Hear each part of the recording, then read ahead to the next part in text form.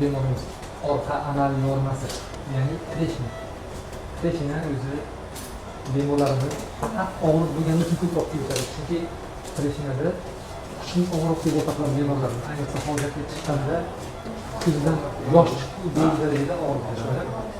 Shunaqa og'riq hojatdan keyin doimiy og'riq Xudo xohlasa sizdan keyin 70% ga bemalol kamayadi oldingi og'riqdan nisbatan desak bo'laveradi. Qolgan og'riqda esa 30% yo'qolib ketadi inshaalloh. Boshqa narsa bo'lmaydi.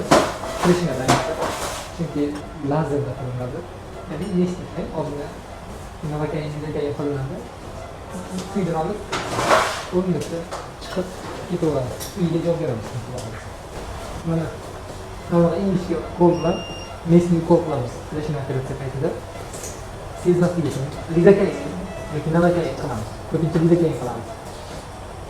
Sezilmaydi ingichkaligini. Tezroqdan ularni yo'qoladi. Mesni qo'l deganimizdan keyin lazerda nur yordamida kuydiradi. Lazer bu infraqizil nurlar yordamida kuydirish. Ko'pchilik elektrokoagulyator deb istoyaga borishgan ekan.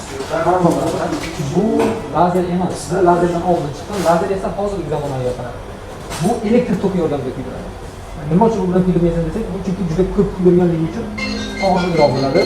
Bunda esa aynan o'sha tochkalar kuydirilganligi uchun kam kuyish bo'ladida, og'ir kamroq bo'ladi. Jarohat ham kam bo'ladi.